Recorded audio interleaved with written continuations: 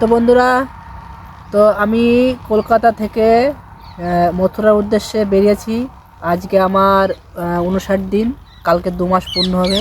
আর আমি কলকাতা থেকে 1200-1300 কিলোমিটার পর্যন্ত এসেছি এই গাড়িটা করে।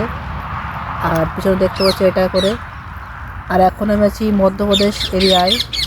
এখান থেকে যাব আমি বাগেশ্বর ধাম, তারপরে যাবো মথুরা।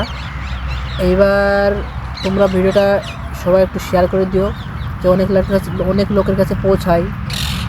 আর এই যে এই গাড়িটা করে যাচ্ছি, এবং কি এই গাড়িটা করে মনে হয় প্রথম আমি চলছি সমস্ত তীর্থস্থানগুলো। সবাই একটু লাইক কমেন্ট শেয়ার করে দিও, এতটাই। আর এখানে প্রচুর টিয়া পাখি। আমি কাশি গেছি, অযোধ্যা গেছি, আর মহাকুম্ভ মেলায় গেছি।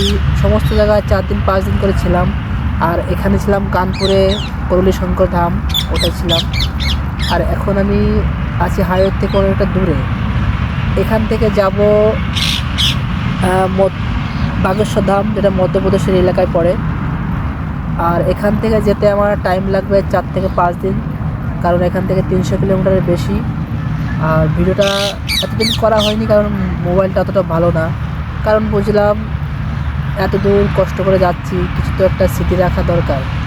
তো এতটাই ভিডিওটা করছি। তো তোমরা একটু শেয়ার করে দিও, সাবস্ক্রাইব করে দিও। আর এই যে এখানে বসে আছি আমি, পিছনে দেখতে হতো ওটা হাইওয়ে। এখানে বসে খাবার খেলাম, আর খাবার টাবার খেয়ে এখানে রেস্ট নিলাম। এখন চলবো, মানে রেগুলার আমি 40 থেকে 45 কিলোমিটার মানে যাই। আর সেখানে রাত হয়ে গেলে যখন পেট্রোল পাম্প থাকে ওখানে মানে রেস্ট করি, রাত্রে শুই। তো ওখানে সবাই হেল্প করে, সবাই সমস্ত কিছু দিয়ে।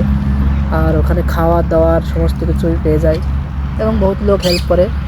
আর পেট্রোল পাম্পে থাকি, ওদের কাউন্টার আছে, ওখানে মানে শুতে দেয়, মানে গদি বলে, যেটা চৌকি বলে ওটা আছে। আর এখানে যে চৌকি বলে কি বলে জানি না। তো তোমরা সবাই একটু সাপোর্ট করো, যে আমি ভালোভাবে আবার দর্শন করে বাড়ি যেতে পারি। তো এখানে বসেছিলাম 2 থেকে 3 ঘন্টা, মানে এতটা রোদ, প্রচুর রোদ, ওই জন্য এখানে বসে রেস্ট নিচ্ছিলাম। তো ভালো একটা ভিডিও করে তোমাদেরকে শেয়ার করি। তো এই গাড়িটা নিয়ে আমি বেরিয়েছি, এখনও গাড়িটায় কোনো সমস্যা হয়নি, এবং কোনো কিচ্ছু হয়নি, কোনো প্রবলেম হয়নি। 2 মাস হয়ে গেল, জানি না ভগবানের আশীর্বাদ আছে আমার উপর এখনও। তো সাঙ্গাম যখন আমি গেছিলাম প্রয়াগরাজ, ওখানেও কোনো সমস্যা নেই, এত ভিড় হয়েছিল, প্রচুর ভিড়। তবে ওখানে আমি স্নান করে ঘুরে মানে কোনো সমস্যা হয়নি, প্রচুর হেল্প পেয়েছি। এবং আমাদের নদিয়া থেকে অনেক লোক দেখেছে। তারপরেও সবচেয়ে বড় কথা, নিউজ চ্যানেলগুলোই আমাকে অনেক ভালোবাসা দিয়েছে, অনেক হেল্প করেছে। তবুও কেন কপালে জানি না এখনও ভিডিওটা ভাইরাল হচ্ছে না।